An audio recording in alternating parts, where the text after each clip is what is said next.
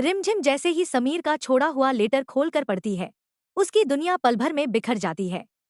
Letter के साथ रखे तलाक के कागज देखकर उसके हाथ कांपने लगते हैं।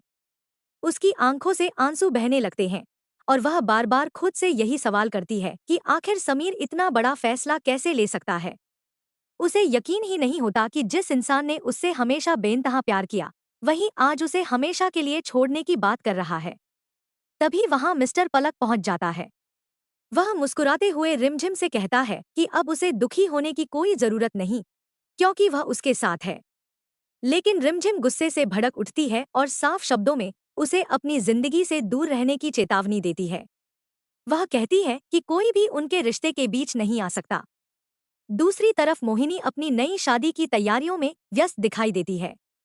उसके चेहरे पर जीत की मुस्कान साफ नजर आती है, क्योंकि उसे लगता है कि समीर और रिमझिम का रिश्ता अब हमेशा के लिए खत्म होने वाला है।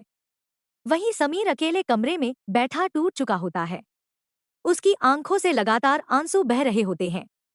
वह खुद को आईने में देखने की भी हिम्मत नहीं जुटा पाता। उसे महसूस होता है कि उसने अपनी जिंदगी की सबसे बड़ी गलती कर दी है। वह खुद से कहता है कि उसने रिमझिम के भरोसे को तोड़ दिया, उसके प्यार के साथ विश्वासघात किया और अब वह उसकी मोहब्बत के लायक बिल्कुल भी नहीं रहा। अपराध बोध का यह बोझ उसे अंदर ही अंदर पूरी तरह तोड़ रहा होता है। उधर रिमझिम समीर की खामोशी को सहन नहीं कर पाती।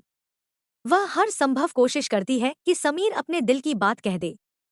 जब कोई रास्ता नहीं बचता तो वह गुस्से और बेपसी में अपना ही हाथ जला लेती है ताकि समीर उसे रोकते हुए कुछ तो बोले।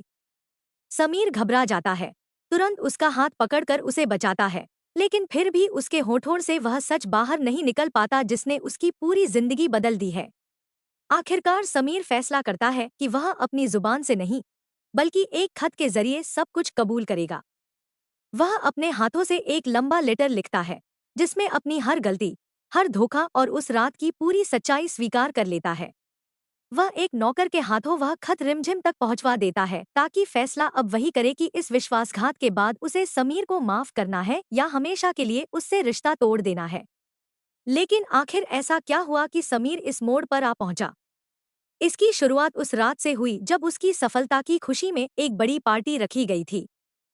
रिमझिम अपने पति की कामयाबी को लेकर बेहद उत्साहित थी और उसने मजाक मजाक में समीर से वादा लिया था कि शादी के बाद उनके प्यार में कभी कमी नहीं आनी चाहिए। दोनों हंसी मजाक में खुश थे, तभी अचानक किस्मत ने करवट ले ली। पार्टी के लिए तैयार हो रही रिमझिम को वंदना आंटी का इमरजेंसी कॉल आ जाता है। वह बिना कुछ सोचे उनकी मदद के लिए दौड़ पड़ती है। जल्दबाजी में उसकी साड़ी भी खराब हो जाती है और उसे दूसरी साड़ी पहननी पड़ती है। इसी दौरान एक अजनबी उसकी मदद करता है और उसे अपनी बनाई हुई स्पेशल चाय पीने की जिद करता है। रिमझिम कई बार मना करती है क्योंकि उसे समीर के पास पहुंचना था, लेकिन वह अनचाहे ही वहां रुक जाती है और काफी देर हो जाती है। उधर समीर पार्टी में रिमझिम का बेसब्री से इंतजार करता रहता है। समय बीतने के साथ उसका गुस्सा बढ़ता जाता है। घर के लोग भी रिमझिम को ताने देने लगते हैं कि उसे अपने पति की खुशी की कोई परवाह नहीं। जब समीर का फोन भी बंद आने लगता है तो पूरे परिवार की चिंता बढ़ जाती है। थोड़ी देर बाद समीर का एक मैसेज आता है कि वह सुबह तक घर लौटेगा और फोन नहीं उठा पाएगा।